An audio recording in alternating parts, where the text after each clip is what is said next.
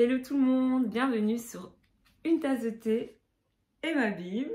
Alors aujourd'hui, on va parler de notre vie de prière et on va parler des déclarations. Vraiment, les déclarations, c'est vraiment quelque chose qui peut enrichir votre vie de prière à un point vraiment inimaginable. C'est quelque chose qu'on peut apprendre à faire. Personnellement, c'est quelque chose que je connaissais pas très bien il y a encore quelques temps en arrière et je pense qu'on peut très bien commencer par répéter des déclarations que d'autres font, qu'on a entendues autre part et ensuite ça nous entraîne à pouvoir pourquoi pas les personnaliser et avoir nos propres déclarations.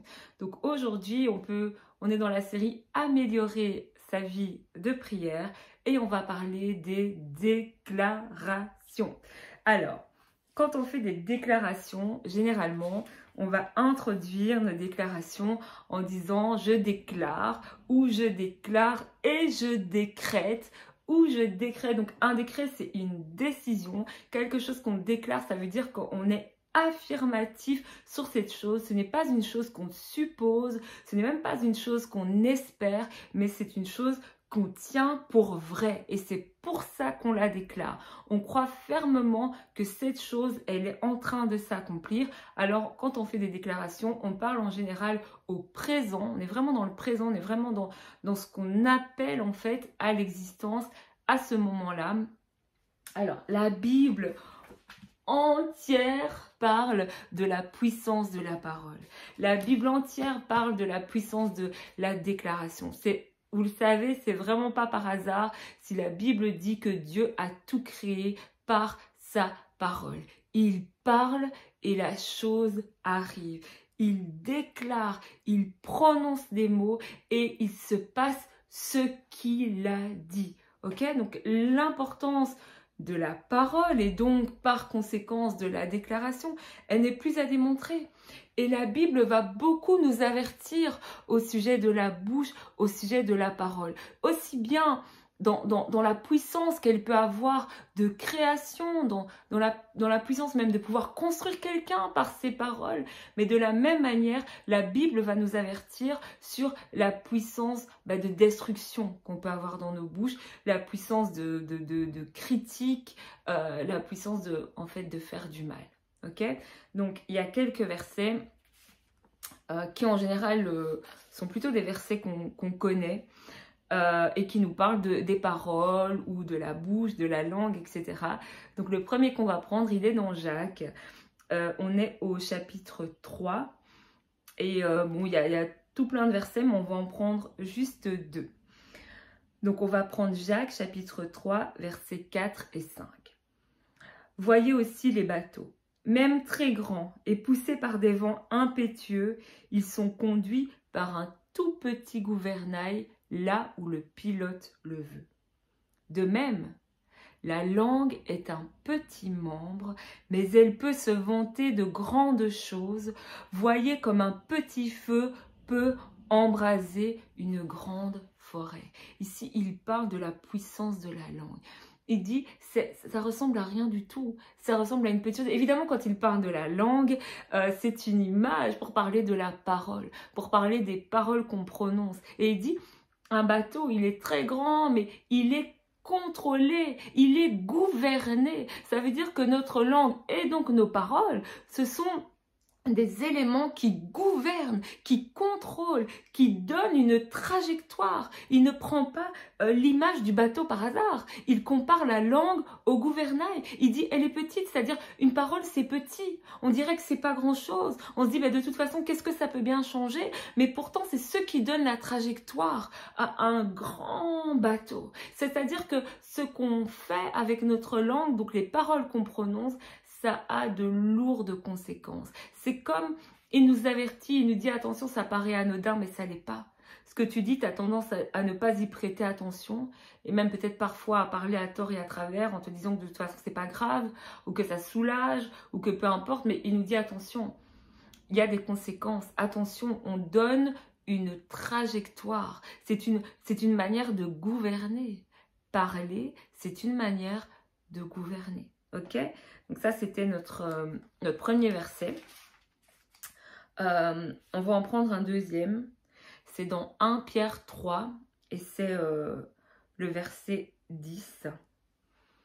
1 Pierre 3 et c'est le verset 10. Si quelqu'un en effet veut aimer la vie et voir des jours heureux, qu'il préserve sa langue du mal et ses lèvres des paroles trompeuses.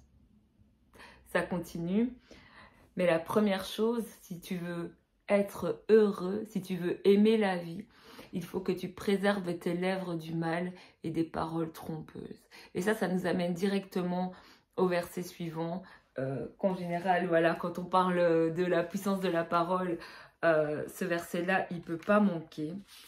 Et c'est un verset qui se trouve dans le livre des Proverbes, Proverbes 18, 21. Donc Proverbes 18, 21, qui dit « La mort et la vie sont au pouvoir de la langue ». Alors là, ça, je pense qu'il ne faut rien rajouter du tout. Je pense que quand on dit ça, on comprend qu'avec notre langue, on peut faire vivre, mais qu'avec notre langue, on peut tuer aussi. On peut faire vivre toutes sortes de choses. On peut faire vivre des espérances, des familles, des projets. On peut faire vivre peut-être le courage chez quelqu'un. Par nos paroles, on peut aussi détruire. De la même manière, on peut détruire des ambitions. On peut détruire des personnes. Avec ce qu'on leur dit, on peut détruire des relations. On peut détruire nos proches. On peut détruire plein de choses. Notre travail, nos études, avec nos paroles. Et ça va dans les deux sens. C'est-à-dire qu'avec nos paroles, on prononce une parole, on peut faire beaucoup de dégâts, mais on peut aussi faire beaucoup de bonnes choses. Ça veut dire que dans notre parole, il y a cette puissance. Et nous, les enfants de Dieu, on est appelés à utiliser cette parole que Dieu nous a donnée comme un vecteur de puissance. On est appelés, au travers de cette prière sous forme de déclaration, à appeler des choses à l'existence dans nos vies. C'est même une manière de combattre, en fait. De combattre tous les mensonges qui ont été prononcés sur nous, ou tous les mensonges qu'on a crus à notre sujet, ou toutes les choses qu'on croit impossibles. Quand toi, tu déclares que ces choses-là, elles sont possibles, que ces choses-là, elles sont vraies, alors tu es en train d'entrer dans une autre réalité. En fait, nos paroles, et ça c'est quelque chose que j'ai noté, les paroles que nous prononçons, elles influencent notre vie et elles nous connectent au monde spirituel. Elles nous permettent de relâcher des réalités différentes que celles qu'on est en train de vivre. Et ça c'est exactement la manière dont la foi fonctionne en fait. On marche pas selon ce qu'on voit, mais on marche selon ce qu'on croit. Et de la même manière, on ne déclare pas selon ce qu'on voit, mais on déclare selon ce qu'on croit. Et je pense que cette dimension de décréter et de déclarer dans nos vies de prière, je pense que c'est indispensable. Alors, j'ai prévu de faire plusieurs vidéos sur le sujet et de donner des exemples de déclarations qu'on peut faire en tant qu'épouse, en tant que mère, en tant que célibataire, en tant qu'étudiant, en tant que travailleur, en tant que serviteur dans l'église, etc. Simplement en tant qu'être humain, en tant qu'enfant de Dieu, il y a des choses stratégiques en fait qu'on doit déclarer. Mais aujourd'hui, pour cette introduction à la prière de déclaration, je voudrais juste vous donner un exemple. Ok, par exemple, je remarque que dans ma vie, je manque de sagesse. Alors je vais commencer à déclarer des choses au sujet de la sagesse dans ma vie. Et quand je commence à déclarer, souvent, le Saint-Esprit, il vient et il m'inspire quelque chose de personnalisé par rapport à ma vie. Ok ? Donc je vais déclarer que, je déclare et je décrète que mon cœur aime la sagesse. Je déclare et je décrète que la sagesse est mon amie, que la sagesse est attachée à ma vie, que la sagesse est attachée à mes pensées. Je déclare que tout ce qui sort de ma bouche est le fruit de la sagesse. Je déclare que des paroles insensées ne sortent pas de ma bouche. Je déclare que la sagesse m'ouvre les portes que la folie m'avait fermées. Que la sagesse me donne des relations que la folie avait fermées. Je déclare que je suis entourée de personnes sages qui vont me faire élever mon niveau de sagesse. Je déclare que je suis perméable à la sagesse, que toute parole de sagesse rentre directement dans mon cœur et porte directement du fruit. Je déclare qu'à partir d'aujourd'hui, il n'y aura plus un seul jour dans ma vie où je serai sans sagesse. Je déclare que la sagesse ferme la bouche de mes ennemis à cause des paroles de sagesse que je prononce. Tous ceux qui étaient des ennemis dans ma vie sont confondus. Je déclare que la sagesse m'empêche de tomber dans les plans que l'ennemi dresse sur ma route. Je déclare que la sagesse m'empêche de prononcer des paroles de folie qui vont détruire les relations que j'ai avec des gens que j'aime. Je déclare que la sagesse m'empêche de croire les mensonges de Satan à mon sujet. Je déclare que la sagesse me fait voir mes capacités et non pas mes incapacités. Je déclare qu'à cause de la sagesse, je me vois comme Dieu me voit. Je déclare qu'à cause de la sagesse, je suis capable de retourner là où j'avais échoué et de réussir aujourd'hui. Je déclare que la sagesse qui s'attache à ma vie va me distinguer, que cette sagesse va faire une différence entre moi et les autres, que cette sagesse va me propulser dans le plan de Dieu pour ma vie. Je brise toute folie qui est attachée à ma vie, toute folie qui est attachée à mon cœur, tout domaine de ma vie où je n'arrive pas à exprimer la sagesse est soumis à la volonté de Dieu maintenant. Toute relation qui me conduit, qui me pousse à avoir des comportements insensés, quitte ma vie maintenant. Toute porte qui a été ouverte dans ma vie et qui me donne de ne pas bien réfléchir, qui me donne d'avoir des raisonnements qui sont des raisonnements tronqués, qui m'empêchent de reconnaître la vérité quand je la vois, j'y mets fin maintenant au nom de Jésus. Je te remercie Seigneur parce que dans ta parole tu dis que celui qui manque de sagesse, il la demande et tu la donneras, toi qui donnes à tous et sans reproche.